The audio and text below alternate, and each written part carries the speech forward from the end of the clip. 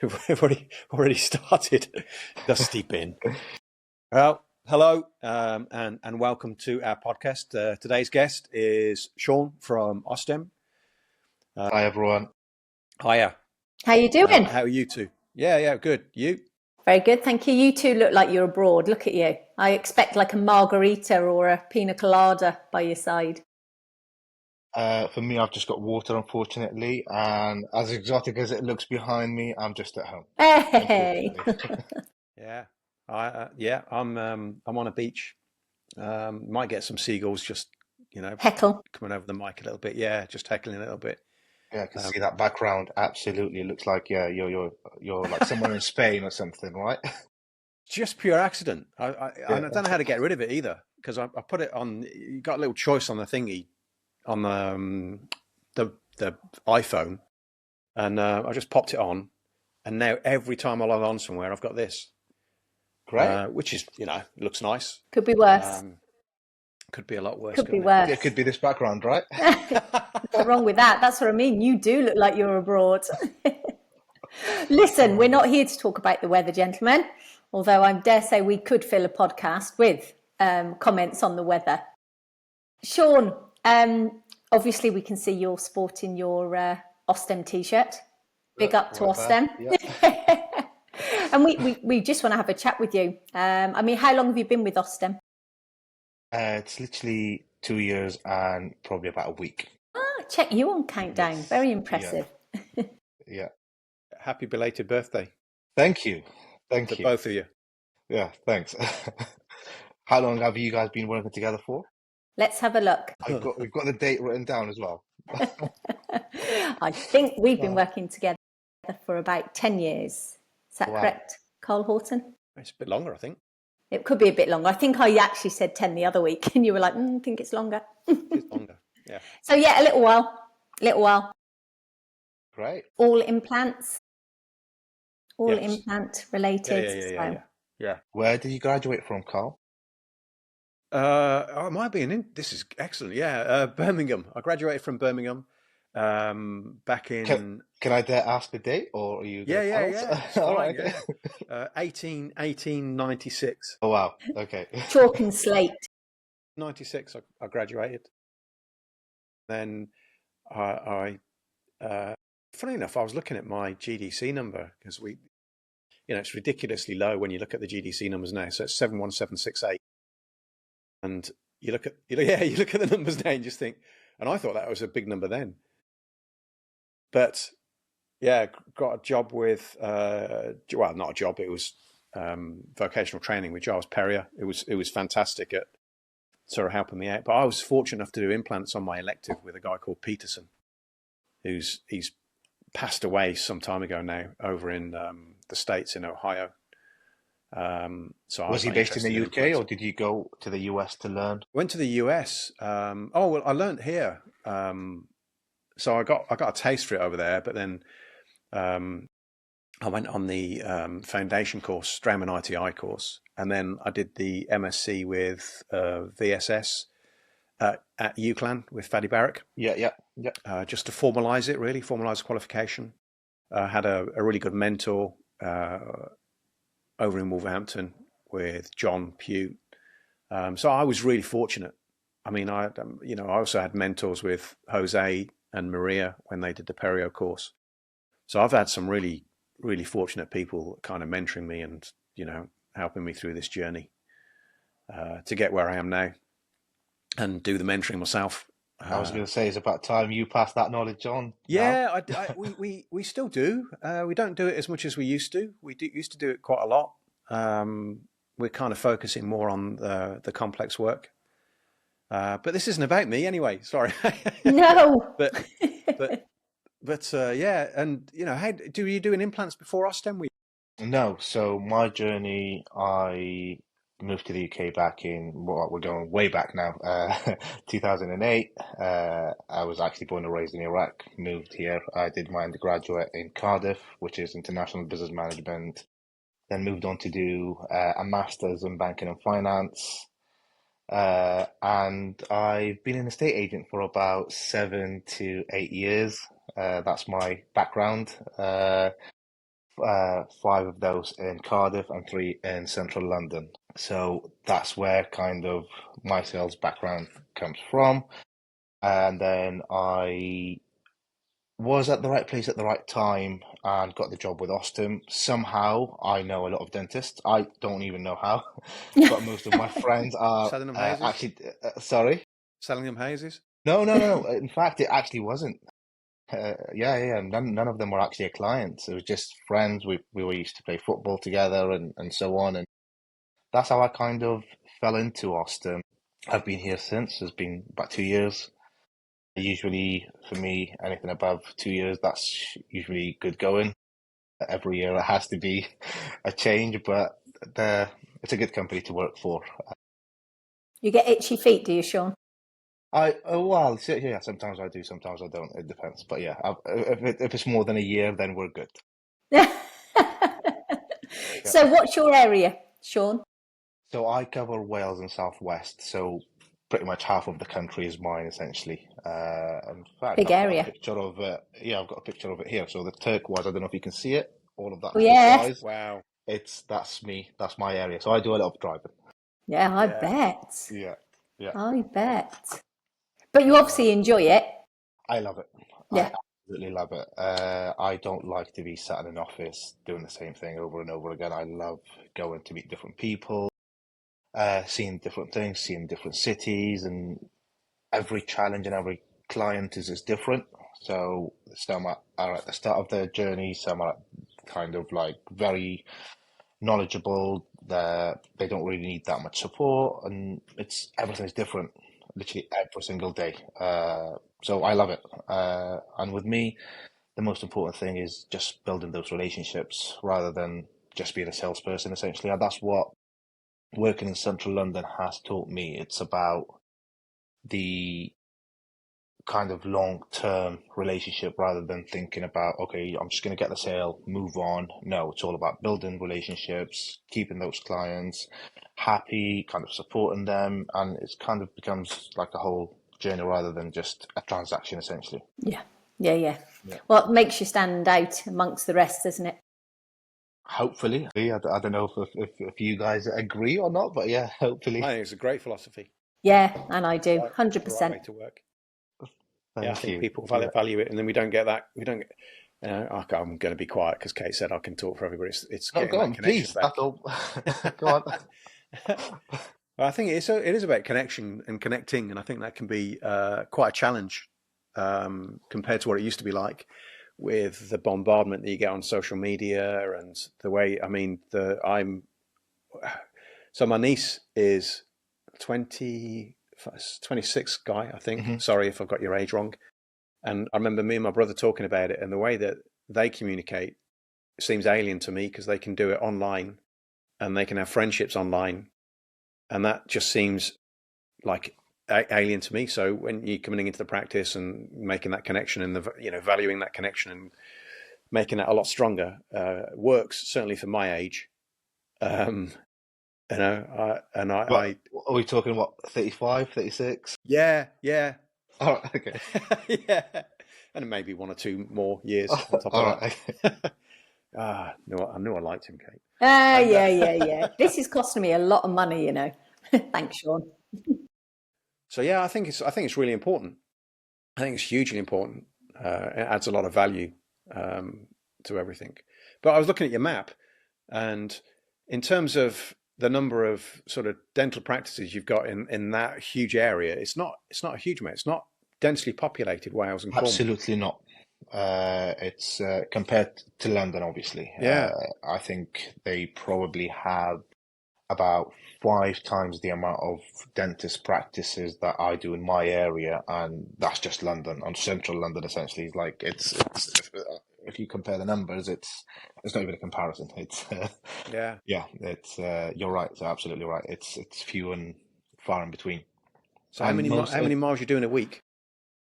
I don't know in a week, but I've had my car for about a year and 6 months, and it's almost coming up to 70,000 miles. Wow. Okay. Yeah. So that's a lot of driving. Yeah, that is.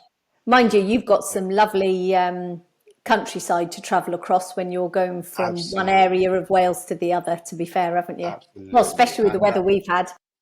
yeah, and that what makes it even more enjoyable.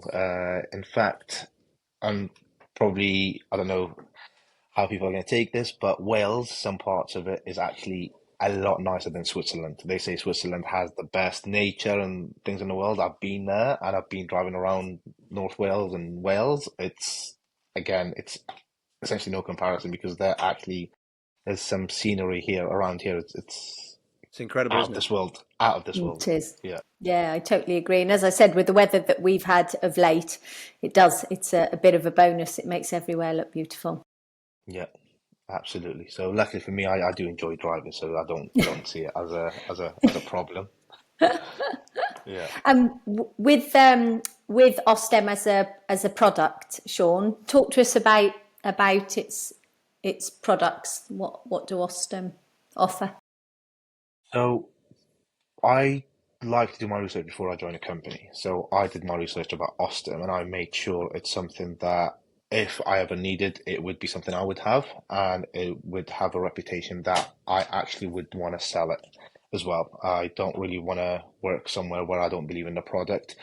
In terms of Osstem overall, it's the number one placed implant in the world. So in terms of implants placed numbers, they are the leading brand essentially. But in terms of value, we're not the leader. In terms of revenue, sorry, we're not the leaders.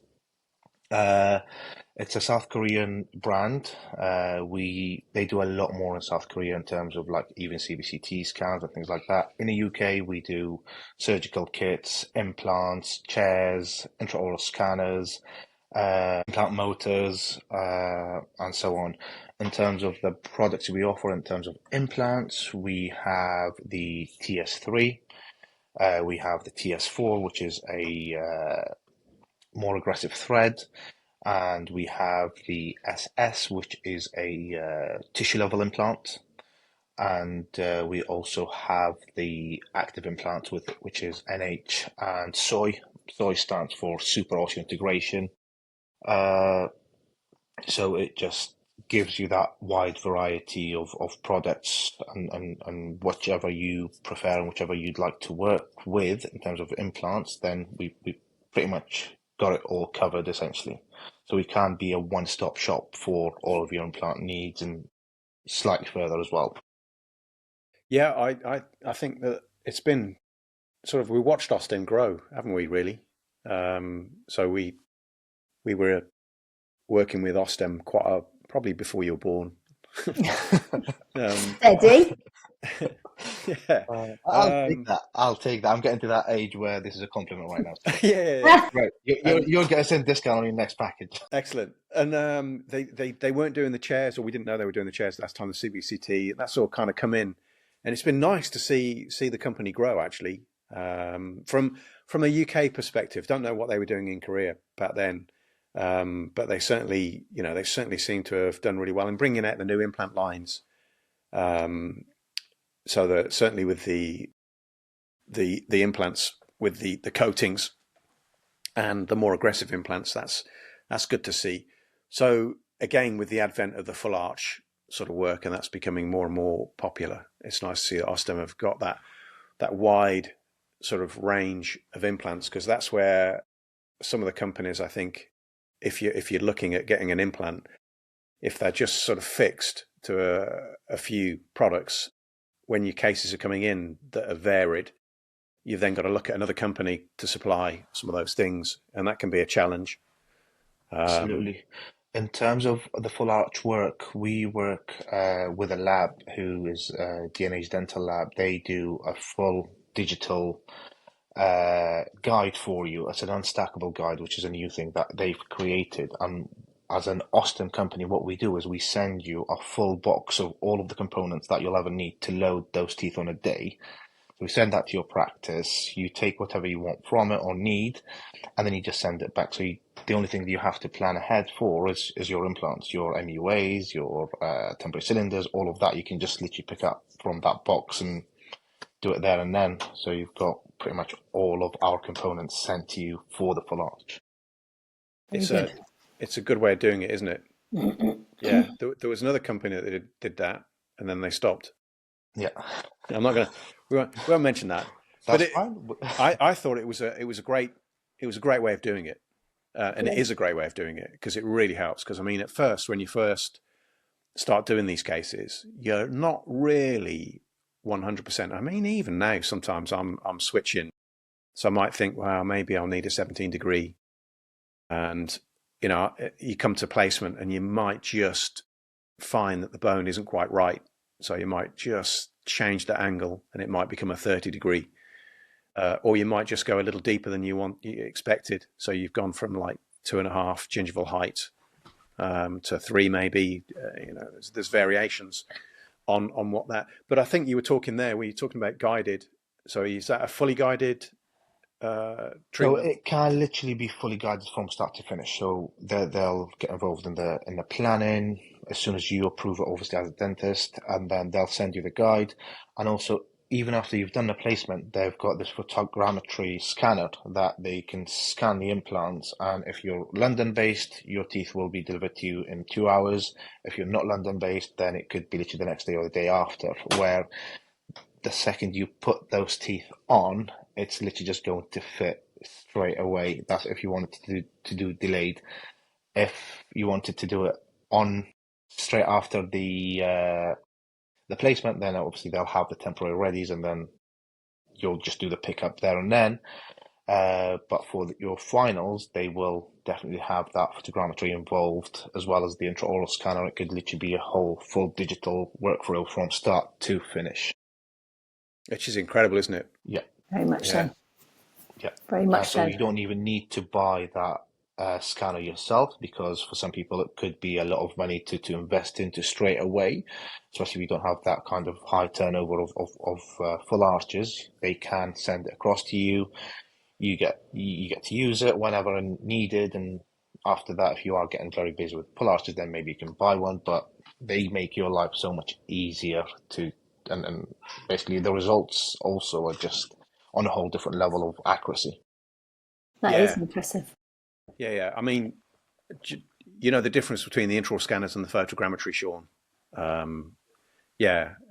Kate, are you familiar with that? Have we talked about this before? Before we have, yeah. Yeah. But explain, because there'll be people that don't know. Yeah, for those of the listeners that there's a slight difference in the terms of the photogrammetry is some more of an extraoral image. So the camera's sort of taking a picture from outside of the mouth, and they look like little dominoes. Well, it depends on what you're using, but they look like little dominoes.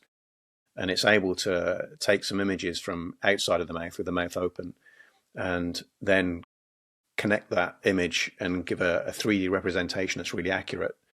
Whereas with the intraoral scanner, you have a scanner that goes in the mouth and it picks up the little cylinders, the scan bodies. And that can be a challenge with the full arch cases, or it used to be a challenge with the accuracy, but these days that's becoming less of an issue. But you've still got to put something in the mouth and get around those scan bodies and be able to scan them accurately.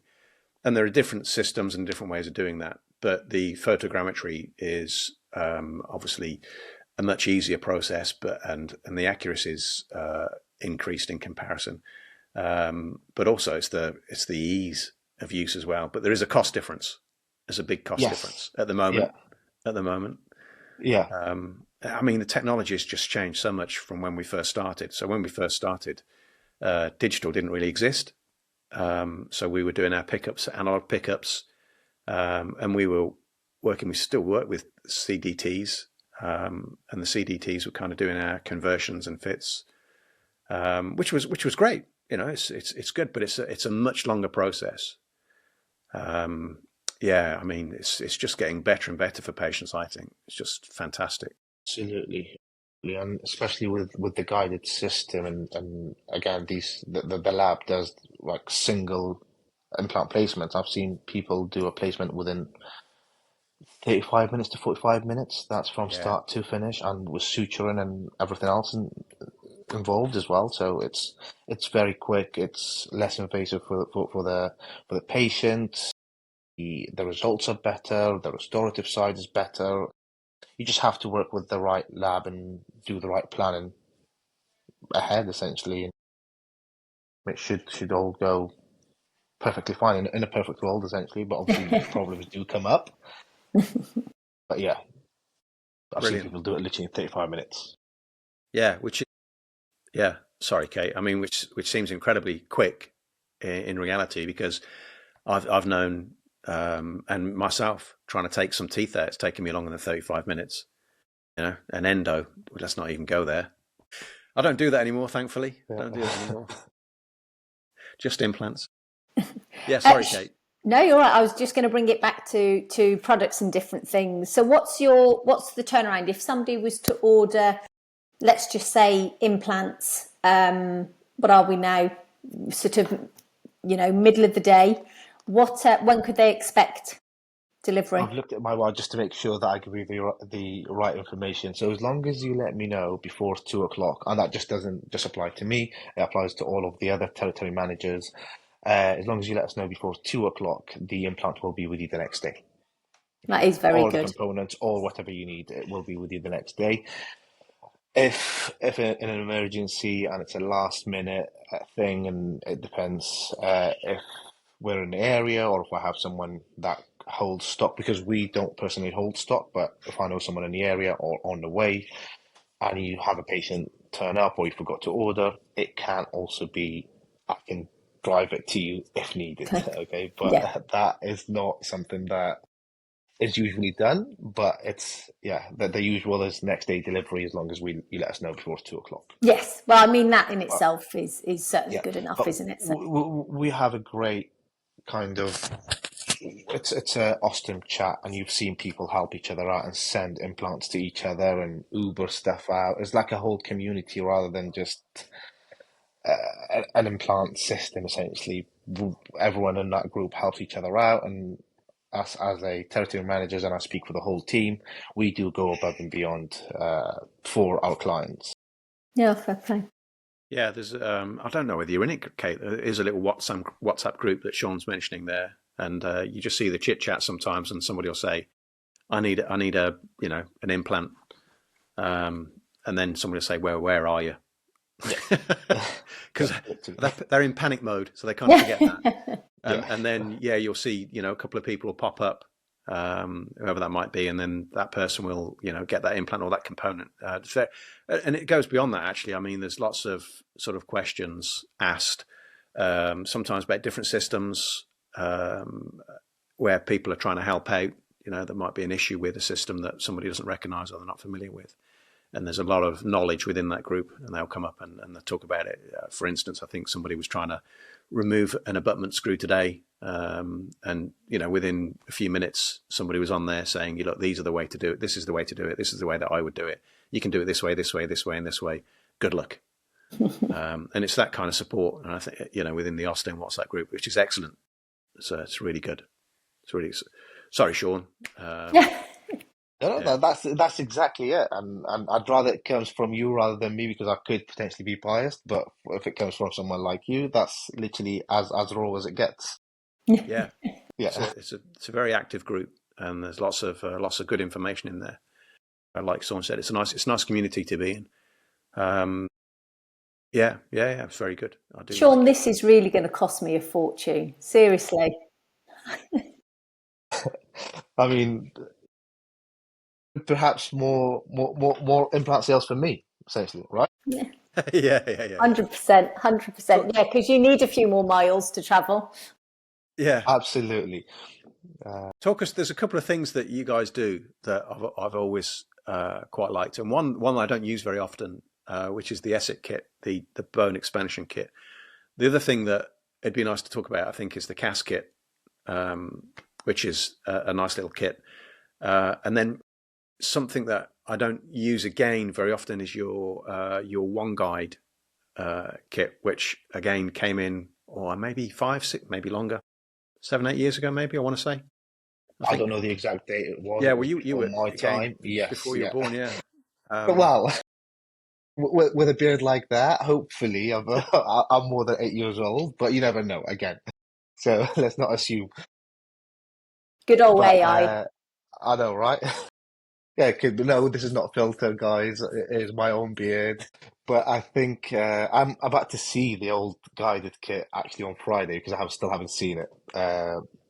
But I think you're right. It came in about like literally about 8 years ago. And for those people that are listening, if you want to try it, we do offer a free trial. So if you want to see if guided is for you or not, by all means, you can reach out and we'll arrange a demo for you, and we'll actually arrange a trial as well for you if needed. In terms of the S-Sit kit, casket, and also the last kit, the casket I believe is a game changer when it comes to sinus lifts. We demonstrate the cast and last kit on an eggshell, and we still, the membrane is actually still intact, and the membrane of an egg, it's way thinner than a human membrane, and if it works on that and it's safe, then I'm sure you'll be able to make it work in the patient mouth and do those surgeries very safely, essentially. Yeah, I mean, I agree. I think when we first used that was a real sort of eye opener for me. Moving away from I never really did like malleting someone's mouth, if I'm really honest. I don't think they liked it either, to be honest. No, I've never had it done, but I don't think that would be like something that I'd want done to me. I mean, despite how many times you'd warn people, it's still a shock. I'm just you're gonna feel a very strong tap. Try not to cry too much, and then you get the hammer out and whack, and you have to give it a bit of welly, and obviously then there's the risks that are involved with that. But yeah, moving away from that for something that's so much more gentle, so much nicer for the patient. I mean, you're pretty much unaware that you're doing it. To go from something that was so aggressive to something that's so much more passive was a massive game changer for me. I mean, pretty much the first time I used it, that was it. I put the osteotomes away, and I don't think they've come back out since. That's how much of a game changer it was. It's a nice looking kit though as well. It looks nice. Sexy little kit, if you can say that. We also have now a guided version of the casket. So do you? Yeah. So yeah, excellent. So you've seen, you've experienced how safe it is to use that on its own freehand, but you can also do a sinus lift guided with the guide in the mouth as well. Brilliant. So there's a whole different kit. Very good. So there's a guide. There's a sinus lift, a guided sinus lift, as well as a guided implant placement in the same guide. In one guide, you don't have to do separate guides for it. It's the same sleeves, same system, so it can all be tied into one, essentially. Fantastic. Wow. That does sound good. Yeah, very much so. Very much so. I'm sort of curious a little bit, going back to what you were doing before. This is going away from Osstem. So you were an estate agent. Yes. And you qualified with your master's and then your banking and finance, yeah. Finance. Yeah. And then what did you do after that? So in between my undergraduate and my master's, I was working as an estate agent. Yep. And I just carried on doing it. Basically, I didn't want to do anything with my degree, but I thought, you know what, let's just have it under my belt just in case things don't work out and I want to move somewhere else. Because with my undergraduate, I studied Chinese as well, so I can speak Arabic, English, and now no Chinese. But at some point, I did speak some Chinese. But yeah, now it's just the English and Arabic. But I thought, you know what, if I have these degrees under my belt, the world is my oyster, essentially. But I did kind of stick to state agency because I loved it so much, and it was great. Again, you do meet great people, and those relationships, they last for years. I still have people that contact me that I sold them flats and houses almost like 10 years ago, even though I'm not in the industry anymore, but they tell me about their kids, they tell me about their life and so on. It's just building that long-term relationship for me. And again, I don't do it because it's just me. It's who I am and I enjoy it. Yeah. Do you miss it? Never just a transaction. Do I miss state agency? I do and I don't. In terms of it, there needs to be some changes made on a whole wider level, because you could be working on something for 4 to 5 months, and it could, again, that goes for the buyer, the seller, the agent that you're dealing with, I could literally be going back and forth and 4 months of chasing solicitors, buyers, sellers, trying to get everything together. And people can just pull out for a simple reason that I don't fancy it anymore. It's like they don't even have to give you like a good enough excuse or anything like that. There's literally, they're not tied into anything, and they could call it a day at any stage if needed. Yeah. I do get there is some things that might happen in life and they need to change, and by all means that's absolutely fine. But some people just literally change for. I had an incident where someone said they've sent someone to see the flat, and then they came in it. They've seen the flat themselves, and they were like, "Oh, this was 1 day before exchange. They wanted to reduce the price by, I think, £300,000." And I was like, "What's your reason?" He was like, "I was just smaller than I imagined it to be." But I said, "You've been in it." And to come back 1 day before to try and reduce it by £300,000 is just not going to work. No one is going to give you that much discount. So things like that I don't miss. But I bet. going out and about and seeing different properties and different people and learning about their journey and what their plans to do with the property is, that I do miss. But I'm kind of doing that here. Essentially, I'm building those relationships where I'm at. So Yes. that aspect of it I still carry with me, essentially. Yes. And again, you're building up the trust, aren't you? Because likewise, when you were looking for houses, they've got to be able to trust and warm to you. You're doing the same now, but in a different job. Absolutely. I don't sell anything to anyone that they don't need. I've never been that person my whole entire life, even though that's what some sales are about. But for me, that was never the case. If you don't need something, in fact, I will tell you myself, you probably will hardly use that thing, or you hardly don't need that. So there's a different way to approach it, or there's a different product that's available that might be more useful for you. And I'd rather lose that sale and gain you as a friend and as a referee, essentially, because if, for example, you guys are happy, and if I've done that, I'm sure I'm going to get 2 or 3 other people, Exactly. even though I've just lost one sale. But for me, that's not a loss. That's being honest, offering the right advice, essentially, and just basically a human to human level rather than the transaction. And that's going to make I'm going to make that much phone call, I'm going to move on. That's never how I've worked, and never ever I'll work back like that. Losing one sale probably would mean you get another 5 or 6 though, because you've been honest. So absolutely. Yeah. So what would you do? What would you like Osstem to do for you next? I mean, they're pretty much doing very good as it is. I don't think. Answer. I don't really.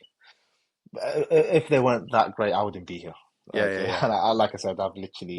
Where do you think they're going to go next? Is there anything new on the horizon that they've got that you might not be able to talk about? Or?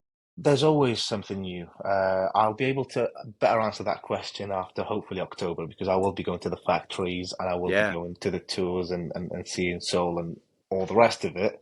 So hopefully, podcast November then, yeah. If you're ever going to have me again as a guest, then Absolutely. we could November talk about it in November. So we'll keep a close eye on it. I'll keep you updated with the latest things.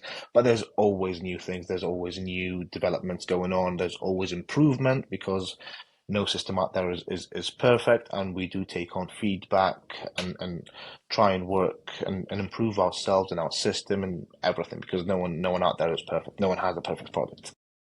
One of the things that I was impressed with during lockdown was how they sort of managed things around the factory. I don't know whether you've seen some of the stuff that they did, but their management throughout COVID was pretty exceptional, really. So they were putting little videos on about what they were doing within the factory over in Korea and things like that, and how they were managing the COVID situation. It was really impressive with what they were doing with everything. I mean, they're probably still on YouTube if you're really that interested and you want to have a look. But that was absolutely fascinating. And you mentioned a little bit about some things have to change, and come back to your estate agent comments now. What would you change? In terms of what, estate agency or? Yeah, I mean, you mentioned about sort of clients doing that, and unfortunately, I've had my neighbour experience very similar to what you were talking about, whereas that on the day of the exchange, the people dropped out, and they'd been round 2 days, and it's quite sad because they're quite an elderly couple, but they'd been round I want to say 2 days before, and it was all going through, and everything was fine. So the couple that were our neighbours had brought carpets because they were moving into a ground floor flat for reasons that they couldn't manage the stairs anymore. Brought all the carpets, spent all the money, and then this couple pulled out on the day. Something, no reason. if it was up to me, I would actually get slightly more commitment so early on from people. And that's buyers, sellers. As an agent, I would like to get some commitment from the seller essentially to start with, because they, like I said, the people could literally change for that exactly that reason. But if there is no commitment, it's very easy to pull out and change your mind essentially.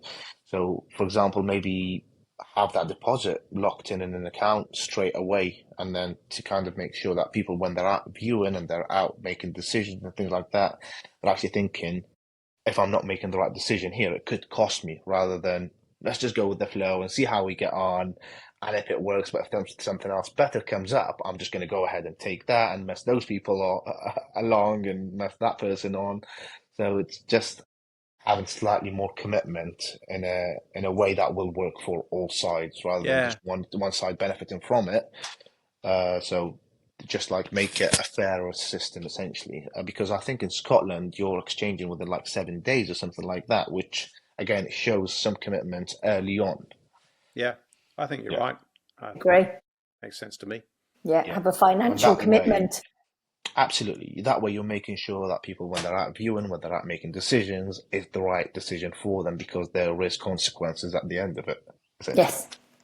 Yeah, 100% might make them think twice about just, making a decision, blowing in the wind, or, Also, kind of from a buyer's point of view, from a seller's point of view, hopefully they'll introduce more laws, more, even though the industry is very kind of closely watched, but I don't think there is enough to protect people essentially as well at the same time, from estate agents and so on and things like that. There is still very kind of not ethical ways of doing business essentially. There just needs to be more to protect people essentially. Yeah. Well, Carl said, what would you change about estate agents? What would you change about Osstem, if anything? I might help you there. Go on. What would you change? What would you like? What would you change? What would you change? Probably the multi-unit scan bodies, slightly make them longer. And I think they're actually working on that as we speak. Okay. So they are working on a lot of developments to do with full arches. So again, I won't be saying too much on that, but there could be a huge improvement coming very soon, essentially. Fantastic. Okay. That's pretty much the only thing that I'm kind of aware of at the moment. But if I do get any feedback from any of my clients, then it definitely will get passed on to our research and development team in Korea. Good.